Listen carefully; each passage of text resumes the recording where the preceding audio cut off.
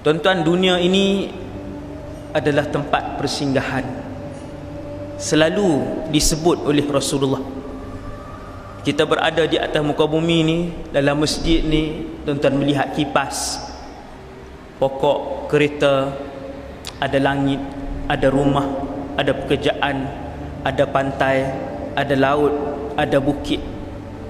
Tuan-tuan yang dirahmati Allah, tempat ini akan dihancurkan oleh Allah SWT pada hari kiamat nanti.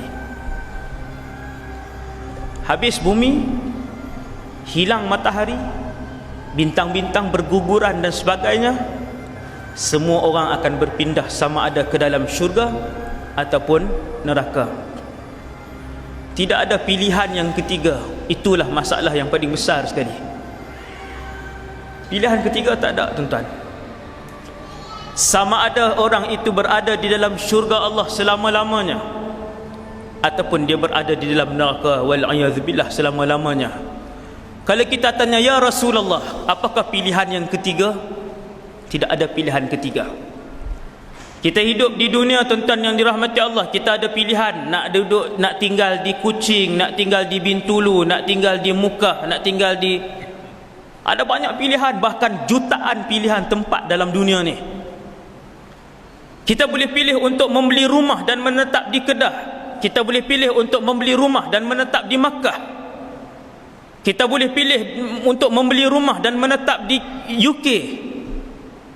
Ada jutaan pilihan. Tetapi apabila seorang itu berdiri di hadapan Allah Subhanahu wa taala, ketika namanya dipanggil di padang mahsyar, setelah diteliti amal ibadahnya, maka dia tidak ada pilihan yang ketiga yang disebutkan oleh Allah. Fa amma man utiya kitabahu bishimalih, kalau dia diberikan buku amalan itu dengan tangan kiri, maka berakhirlah kesenangan hidupnya selama-lamanya. Kerana penerima buku amalan di tangan kiri adalah calon kepada ahli neraka. Adapun orang yang menerima buku amalan dengan tangan kanan adalah calon ahli syurga. Saya ceritakan pada tuan-tuan, di mahsyar, satu tanah yang luas, nama kita akan dipanggil seorang demi seorang ke depan. Setelah kita datang ke depan, buku amalan kita dibentangkan oleh Allah. Lalu Allah mengarahkan kepada kita semua seorang demi seorang. Tuan-tuan, seorang demi seorang. Iqra' kitabak, bacalah buku amalan kamu. Kafa bi nafsika al-yawma 'alaika hasiba, cukuplah kamu menjadi saksi kepada apa yang kamu telah lakukan selama kamu hidup. Apa sahaja rahsia dan perbuatan jahat yang kita lakukan di dalam rumah, di belakang bangunan, ketika kita berseorangan, ketika itu akan dibentangkan kepada kita di mahsyar. Semua orang tengok. Hari ini kalau kampung kita tahu kita mencuri, kalau penduduk kampung kita tahu kita bermain judi, kita malu satu kampung. Tetapi di mahsyar bukan satu kampung yang akan melihat amalan kita, bukan dua kampung yang akan melihat amalan kita, bukan satu daerah yang akan melihat amalan kita, bukan satu negara yang akan melihat amalan kita. Seluruh bangsa manusia yang pernah hidup akan melihat amalan yang ditayang dan dipertontonkan itu. Ditimbang amalan kita satu persatu, maka kita pun diberikan buku dengan tangan kanan. Alhamdulillah kalau dengan tangan kanan. Wa amma man utiya kitabahu biyaminih, itu ayat Qur'annya. Dan barang siapa yang diberikan buku amalannya dengan tangan kanannya, fasawfa yuhasabu hisaban yasira, Allah akan mudahkan perhitungannya. Selesai, diselesaikan, akhirnya pahalanya lebih banyak daripada dosanya. Bergunung ganang pahalanya, redha Allah bersamanya. Setelah diberikan buku amalan dengan tangan kanannya, apa yang dia buat, tuan-tuan? Wa yanqalibu ila ahlihi masrura, dia pun membawa buku amalan itu dalam keadaan yang begitu riang ria dan gembira, kembali bertemu dengan ahli keluarganya yang juga kebanyakannya di kalangan ahli syurga. Allahu Akbar. Di mahsyar itu ada sekelompok manusia, ayahnya ahli syurga, anaknya ahli syurga, ibunya ahli syurga, istrinya ahli syurga. Mereka masing-masing memegang buku amalan dengan tangan kanan, kata Allah di dalam Al-Quran. Apabila mereka mendapat buku amalan, mereka berhimpun di satu tempat, berpelukan dan menangis sesama keluarga mereka, kerana kesemuanya telah ditakdirkan oleh Allah untuk mengambil buku amalan dengan tangan kanan, dan kesemuanya ahli syurga. Itulah yang dimaksudkan oleh Allah di dalam Al-Quran, wa yanqalibu ila ahlihi masrura. Mereka memegang buku itu, berpelukan dan kembali dengan ahli keluarga, dengan kerana mendapat buku amalan dengan tangan kanan mereka. Satu keluarga ahli syurga, tuan-tuan. Tak mahu ke tuan-tuan? Dunia ni berapa lama, tuan-tuan? Tuan-tuan tengok dunia ni berapa lama. Saya ni cakap Kedah. Tak maaf. Dunia sekejap je, tuan-tuan. Sekarang usia kita sudah 30. Usia kita sudah 40. Usia kita sudah 50. Apa yang kita inginkan? Sebahagian daripada kita inginkan, kalaulah boleh kita hidup selama-lamanya dalam dunia ni. Betul? Ada orang dia meminta dalam hati dia, dia kata kalaulah Allah tambah lagi 10 tahun. Benar, tuan-tuan? Ya tak, tuan-tuan? Ada orang dia minta dalam hatinya, sekarang umurnya 50, dia kata kalaulah Allah hidupkan aku lagi 20 tahun. Manusia menginginkan hidup selama-lamanya. Persoalannya, wahai Allah, adakah di sana kehidupan selama-lamanya? Jawabnya, ada kehidupan yang selama-lamanya. Tidak ada lagi kematian. Kehidupan itu adalah kehidupan di dunia, di akhirat, sama ada syurga ataupun neraka. Di syurga selama-lamanya, diberikan usia yang tidak ada penghujung.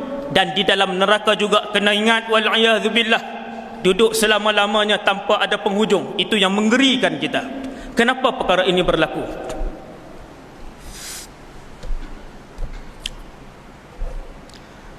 Ketika manusia ditakdirkan oleh Allah sekumpulan masuk neraka, sekumpulan masuk syurga. Ini mahsyar nanti, tuan-tuan. Ini mahsyar. Ketika mereka berjalan masuk ke syurga, dan ketika ahli neraka menghumbankan diri ke dalam gaung neraka.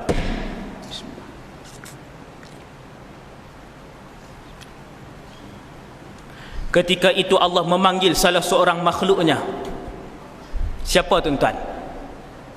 Makhluk itu bernama kematian.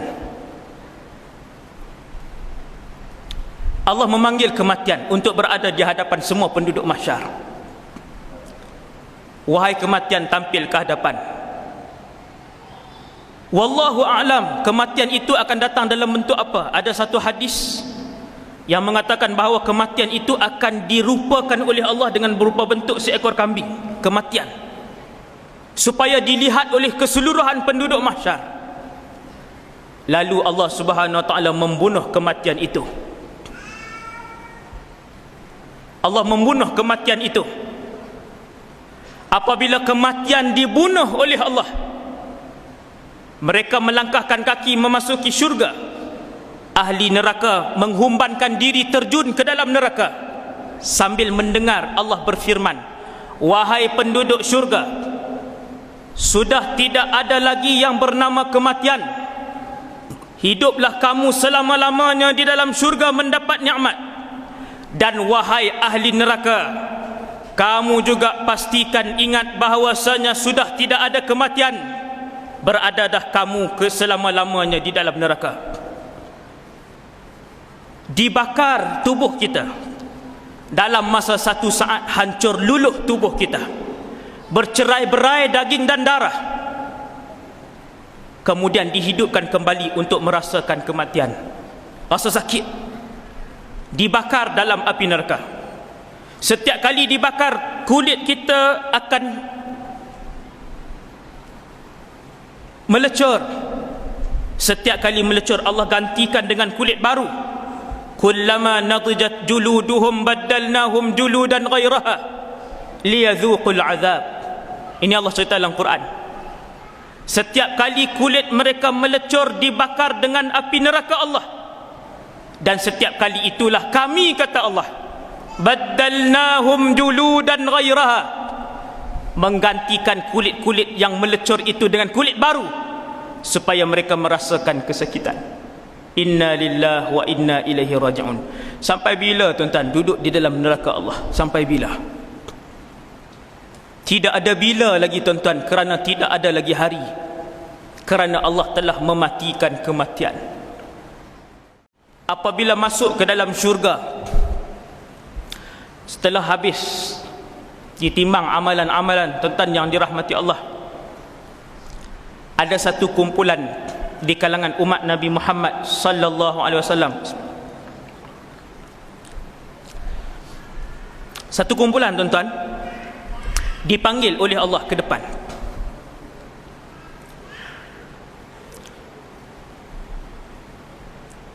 Ketika itu satu kumpulan yang ramai ini diarahkan oleh Allah untuk masuk ke dalam syurga tanpa ditimbang amalan mereka walaupun sesaat, dan tanpa dimasukkan ke dalam neraka walaupun sesaat. Alangkah hebatnya kumpulan ini.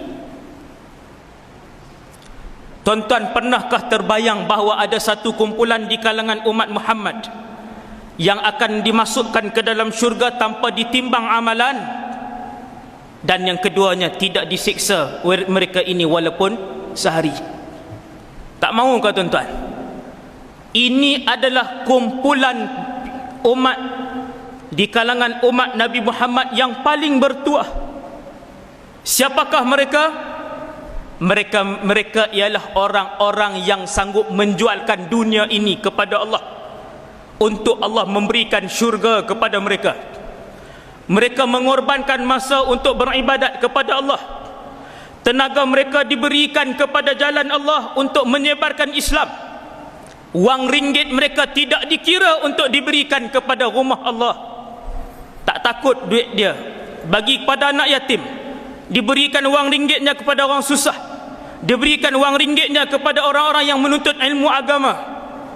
Mereka yang menjualkan dunia ini kepada Allah, Allah akan membayarkan kepada mereka ini dengan bayaran masuk syurga, tak perlu ditimbang amalan, dan juga tidak disiksa walaupun sehari di dalam neraka. Ini yang kita nak minta dengan Allah, tuan-tuan yang dirahmati Allah sekalian.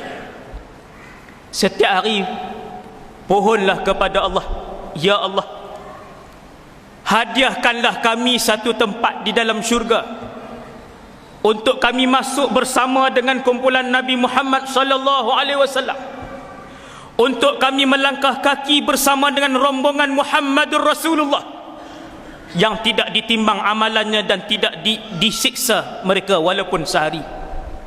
Rupanya tuan-tuan, kumpulan ni masuk syurga dengan Nabi SAW sekali, satu grup.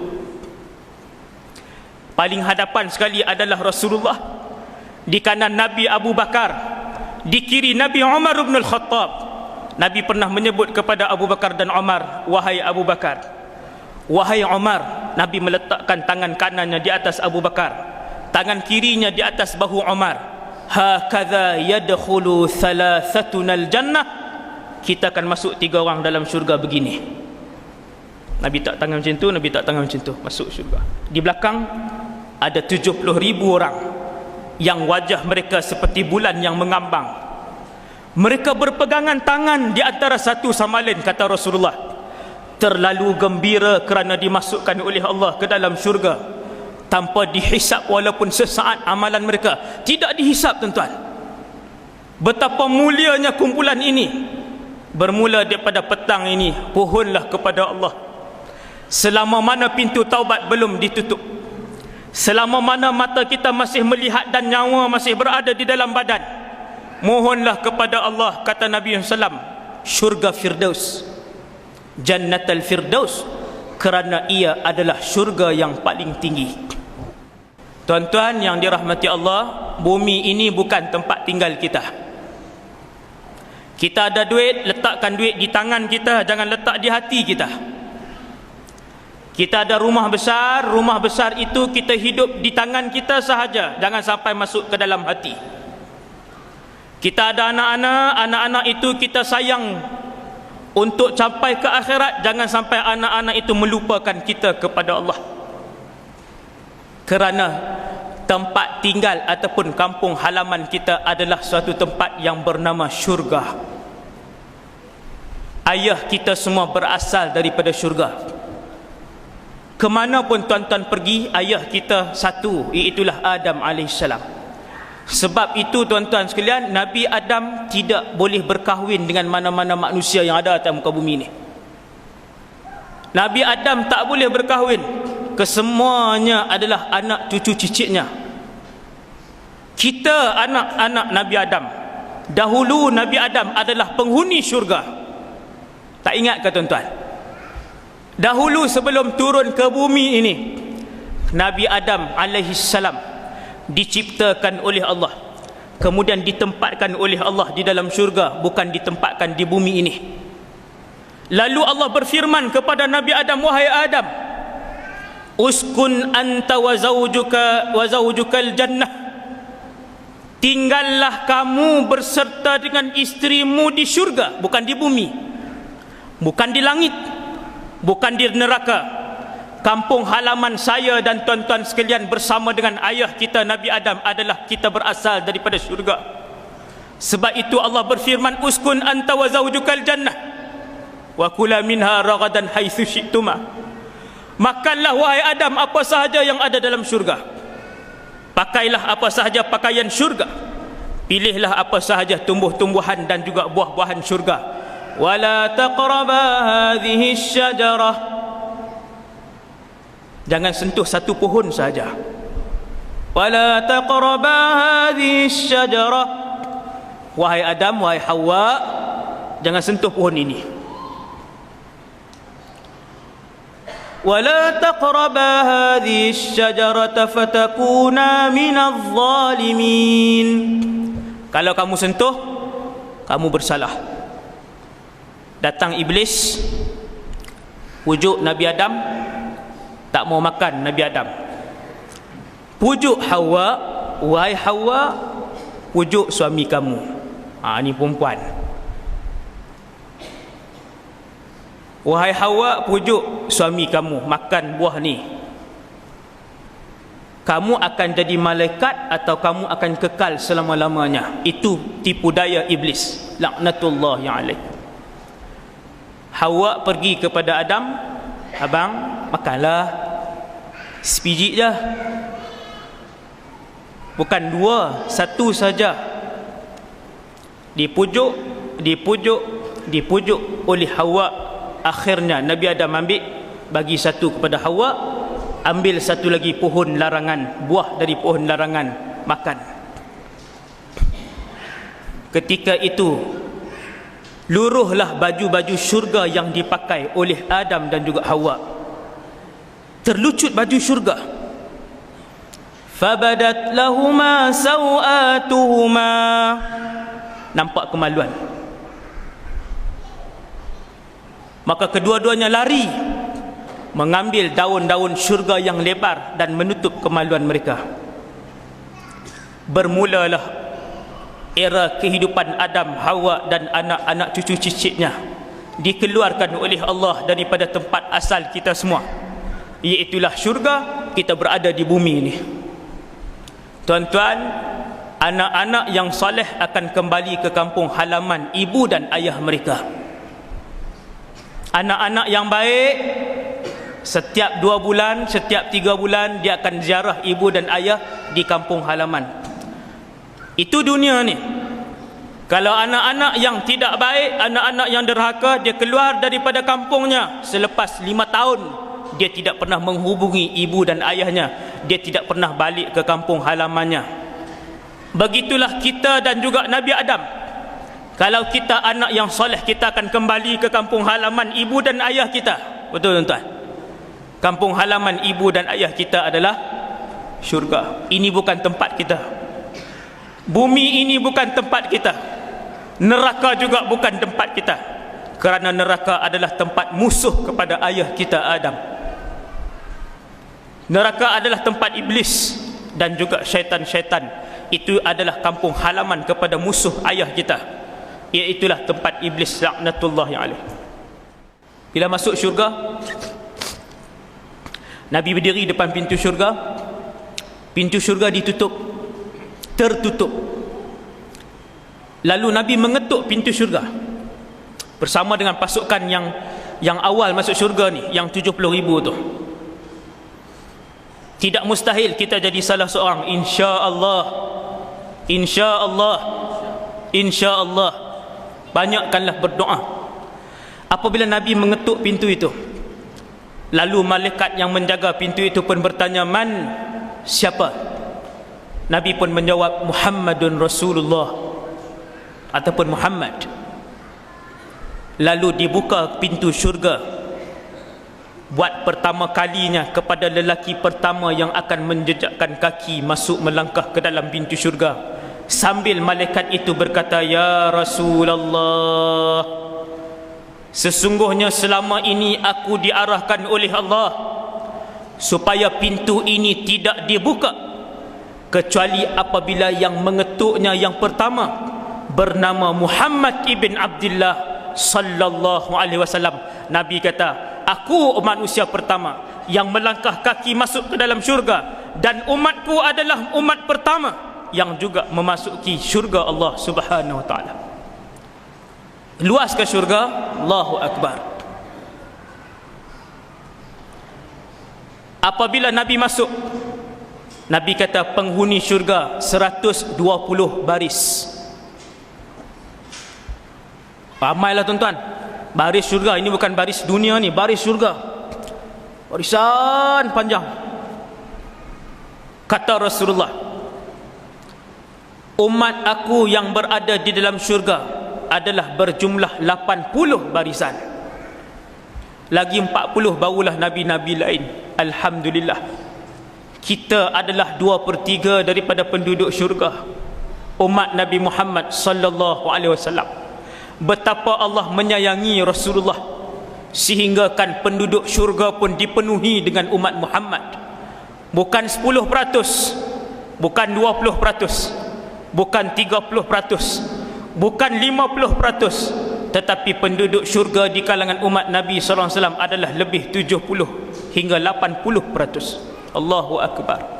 Bertakbir para sahabat ketika mendapat berita gembira daripada Nabi tentang ini. Nabi kata, "Aku melihat." Tuan-tuan, Nabi kita bila masuk syurga, Nabi tunggu depan pintu syurga. Orang lain semua masuk cari istana sebagainya. Nabi tunggu depan pintu syurga. Nabi tidak menghadap syurga, tetapi Nabi menghadap membelakangkan syurga. Kenapa tuan-tuan? Jawapan dia begini. Ini titian sirat, saya buat contoh. Ini titian sirat. Di bawah ini adalah neraka Jahannam. Di depan ini adalah syurga. Di sini permulaan sirat, di sini adalah tempat menimbang dan juga seluruh bangsa manusia duduk belah sini. Itu suasana mahsyar.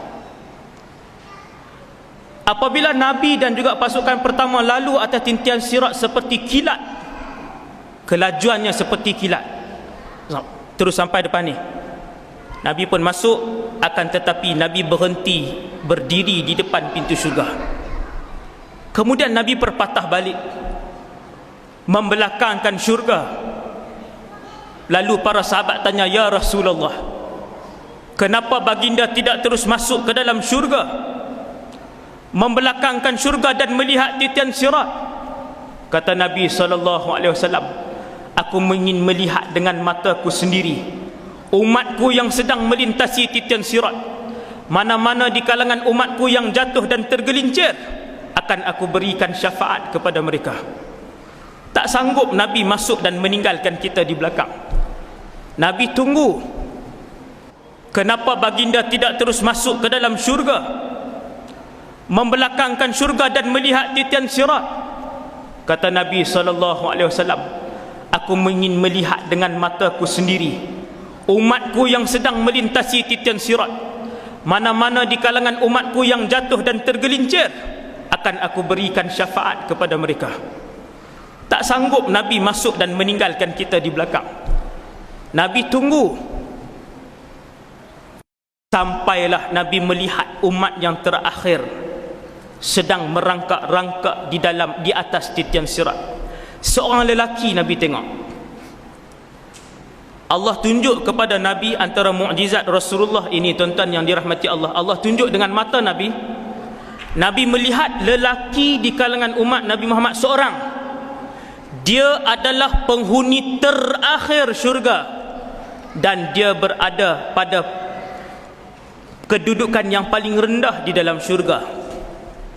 Nabi tengok mukanya dan Nabi cam mukanya. Nabi kata kadang-kadang dia berjalan, kadang-kadang dia merangkak, dan kadang-kadang dia menyelunsur di atas titian sirat. Laki ini siapa? Ahli syurga yang kedudukannya paling bawah sekali di kalangan umat Nabi Muhammad. Dia yang terakhir. Dia pun berjalan, jatuh, berdiri, tersungkur, merangkak, sampailah berapa ribu tahun sampai di depan pintu syurga. Lalu disuruh oleh Allah untuk masuk ke dalam pintu syurga. Dia berjalan masuk. Apabila dia masuk, dia tengok seolah-olah istana-istana syurga semuanya dipenuhi oleh orang. Dia pun keluar. Dia kata, ya Allah, syurga sudah penuh. Padahal tuan-tuan yang dirahmati Allah sekalian, syurga ini kalaulah seluruh makhluk masuk ke dalamnya, maka masih lagi tempat kosong begitu banyak. Syurga. Allah Subhanahu wa taala sengaja menggambarkan kepada lelaki ini seolah-olahnya syurga penuh. Lelaki ini dia masuk, dia beritahu, ya Allah, syurga dah penuh. Allah Taala arahkan kepadanya masuk, masih banyak kosong. Ini hadis tuan-tuan, hadis yang sahih.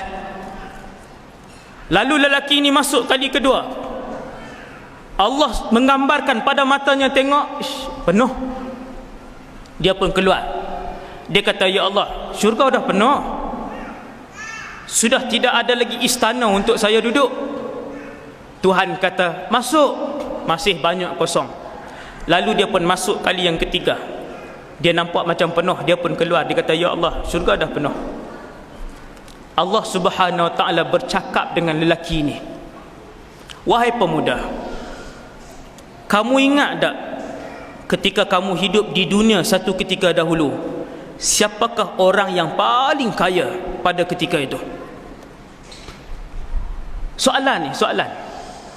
Wahai pemuda, dulu waktu kamu hidup, zaman dulu, kamu ingat tak seorang yang paling kaya? Pemuda tu kata, ingat. Kita tuan-tuan, kalau hari ni siapa paling kaya dalam dunia ni, di kalangan manusia? Sultan Brunei, Raja Saudi, itu antara lelaki terkaya dunia. Sultan Brunei pernah jadi lelaki terkaya dunia. King Saudi pernah jadi antara lelaki terkaya dunia. Allah tanya lelaki yang terakhir masuk syurga itu, kamu ingat tak siapa manusia yang paling kaya pada zaman kamu? Dia kata, ingat. Kamu diberikan kemewahan sepertinya dalam syurga lagi. Dia pun melihat kepada suara itu. Allah SWT pun mengatakan kepada dia, bukan sekali ganda, 2 kali ganda, 3 kali ganda, 4 kali ganda kata Rasulullah, 5 kali ganda, 6 kali ganda, sehinggalah Allah sebut 10 kali ganda kekayaan lelaki itu kamu akan dapat sekejap lagi dalam syurga. Lalu lelaki ini yang penduduk terakhir syurga ni, dia tak tahan, dia ingat Allah main-main dengan dia. Dia pun sebut, atastahzi'u bi wa anta rabbul alamin, wahai Tuhan, kenapa kamu masih bermain-main dengan saya sedangkan kamu ni Tuhan sekalian alam? Nabi bila membacakan hadis itu, Nabi senyum sehingga nampak gigi gerhamnya. Sebab lelaki itu tak percaya dia adalah orang yang terakhir, tetapi kekayaannya melebihi orang yang paling kaya di dunia 10 kali ganda. Lalu Nabi kata dia pun masuk dalam syurga, mendapatkan istananya di dalam syurga. Kita nak dunia ni kan, kita nak syurga Allah. Dunia nak habis dah tuan-tuan, dunia ni nak habis dah. Peganglah Al-Quran, berzikirlah kepada Allah, banyakkanlah bersedekah, jagalah solat 5 waktu supaya kita dapat redha, kemudian kita mendapat syurga. Kita duduk di dunia, kita akan mati, tetapi di syurga tidak mati selama-lamanya. Kita hidup di dunia, kita sakit tuan-tuan, sakit tuan-tuan, sakit. Ada yang kencing manis, ada yang darah tinggi, ada yang sakit lutut, ada yang sakit urat, ada yang mata tak nampak, ada yang angin tak boleh tidur, macam-macam penyakit. Ustaz, adakah tempat dalam dunia ni yang tak sakit? Jawapan dia ada. Di dalam syurga manusia tak pernah sakit. Umur ahli syurga adalah 33 tahun semuanya. Ada riwayat kata orang perempuan umur 18 ataupun 17. Selama-lamanya ustaz umur 33? Ya, selama-lamanya. Kalau kita bertemu dengan ibu kita dalam syurga, ibu kita 33 ustaz? Ya, 33. Kesemuanya 33 ustaz? Ya, kesemuanya 33. Tidak akan tua dan tidak akan lagi muda. Tak kembali kepada zaman anak-anak. Kita duduk dalam syurga ustaz, boleh tak kita nak duduk dengan isteri kita? Seandainya isteri kita juga ahli syurga, kita akan berada dalam syurga bersama dengan isteri kita. Ustaz, kita nak duduk dalam syurga dengan anak-anak kita ustaz. Seandainya mereka ahli syurga, kita akan berhimpun di dalam syurga, duduk satu keluarga, duduk dalam satu istana yang maha besar. Besarnya istana di dalam syurga, kata Rasulullah, bayangkan sahaja pokok di dalam syurga ada satu pohon, kata Nabi, seandainya kita lalu di bawah teduhan pohon itu 100 tahun belum menghabiskan teduhannya. Wallahu akbar. Tubuh badan ahli syurga adalah seperti mana tubuh badan Nabi Adam alaihissalam, 60 hasta tingginya, lebih kurang 2 kali tiang ni tuan. 2 1 2 60 hasta. Kenapa tubuh badan ahli syurga besar? Kerana syurga itu sangat luas. Syurga sangat luas. Pintu istana setiap rumah dalam syurga seperti mana kita naik kuda selama 3 hari perjalanan. Pintu istana rumah kita. Setiap istana di dalam syurga ada sungai yang mengalir. Tuan-tuan, nak tak rumah kita di dunia hari ini ada swimming pool depan, swimming pool yang besar? Seronok tak? Seronok. Semua orang suka kalau rumah dia di dunia ni ada swimming pool besar, cantik swimming pool. Allah tahu kehendak manusia. Sebab itulah Allah ciptakan setiap istana dalam syurga ada sungai yang mengalir. Mandilah. Kita terbayang di dunia ni ustaz, kami suka dengar lagu, kami suka makan buah-buahan. Di dalam syurga juga ada buah-buahan, bahkan lebih banyak daripada di dunia ini. Buah-buahan syurga tidak ada duri seperti buah-buahan dunia. Buah-buahan syurga tidak ada biji seperti mana buah-buahan dunia. Kita makan anggur, kalau anggur tak ada biji, suka tak? Suka, terus makan. Begitulah buah-buahan dalam syurga, di dalamnya tidak ada biji, terus makan. Di luarnya tidak ada duri. Bahkan Allah cerita dalam Quran, kita tak baca Quran, Allah cerita tentang syurga dalam Quran. Allah cerita tentang buah-buahan dalam syurga. Fihi ma fakihatun wa nakhlun wa rumman. Tuhan kata dalam syurga pelbagai buah-buahan. Tuhan buat contoh untuk manusia yang hidup di dunia ni faham. Antaranya buah kurma ada, buah delima ada, buah anggur ada. Wa dhullilat qutufuha tadhlila. Penduduk syurga duduk di dalam istana masing-masing. Dia keluar istana, tengok buah-buahan yang banyak. Lalu dia teringin. Dihulurkan tangannya ke atas. Allah cerita dalam Quran, buah-buahan itu rantingnya membengkok ke bawah, lalu mendekati tangan penduduk syurga itu, dia pun ambil. Ranting tuan-tuan, ranting tu turun begitu, ranting tu. Allah cerita dalam Quran ni, ayat ni, ranting-ranting pohon itu didekatkan kepada manusia, kita pun ambil. Dalam dunia ni manusia suka wanita, orang lelaki semua suka dengan perempuan. Kalau boleh kahwin 2, kalau boleh kahwin 3, seronoknya ustaz. Kalau ada rezeki lah ustaz. Orang lelaki ni umur 60 pun, kalau semawa dia isteri, dia senyum juga. Malu-malu tapi senyum, nak lah tu. Adakah wanita dalam syurga? Allah sediakan bidadari dalam syurga. Orang perempuan kata, ustaz, kalau saya isteri yang solehah, masuk syurga. Suami saya pun orang soleh, masuk syurga. Saya dengan bidadari, siapa cantik ustaz? Orang perempuan mesti tanya soalan tu. Betul, pada zaman Nabi, isteri-isteri Nabi tanya soalan itu kepada Rasulullah sallallahu alaihi wasallam. Wanita syurga tidak hilang perawanannya, darahnya tidak hilang. Berjimaklah sepanjang siang, maka tidak hilang darahnya, kekal selama-lamanya. Isteri Nabi tanya, ya Rasulullah, kami dengan bidadari siapa yang lebih mulia? Maka jawab Nabi SAW, setentunya wanita-wanita salihah yang beriman itu lebih hebat daripada bidadari syurga. Ini berita gembira untuk orang perempuan. Berita gembira untuk orang perempuan, mereka jauh lebih cantik daripada bidadari syurga. Mereka jauh lebih wangi daripada bidadari syurga. Keperawanan mereka juga tidak hilang seperti mana bidadari syurga. Kecantikan mereka tidak luntur seperti mana bidadari syurga. Ini orang perempuan. Tuan-tuan yang dirahmati Allah sekalian, apabila para sahabat mentafsirkan satu ayat di dalam Quran, inna ashabal jannatil yawma fi syughulin fakihun, surah Yasin ayat 55. Tuan-tuan tahu apa maksud ayat tu? Ibnu Mas'ud, Ibnu Abbas, Al-Imam Al-Auza'i dan Muqatil, ini semua ulama-ulama besar di kalangan sahabat Ibnu Mas'ud, Ibnu Abbas. Dia orang baca ayat ni,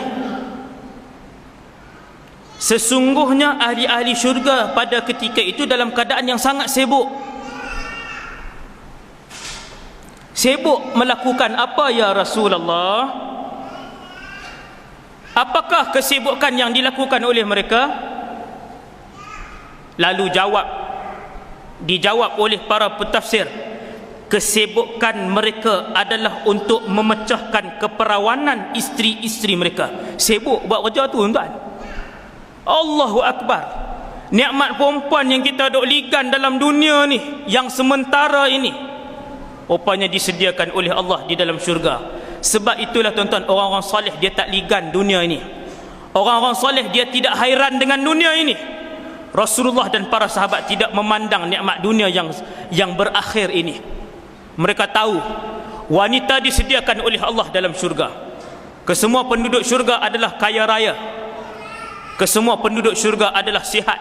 Kesemua penduduk syurga adalah tampan-tampan dan cantik-cantik belaka. Maka kerana apa mereka perlu dengan dunia ni? Begitu juga orang perempuan. Kita duduk di dunia ni, tuan-tuan sekalian, semua orang seronok untuk membeli belah. Ustaz, dalam syurga esok ada membeli-beli tak? Dalam syurga tuan-tuan, Nabi sebut dalam syurga juga ada tempat untuk membeli.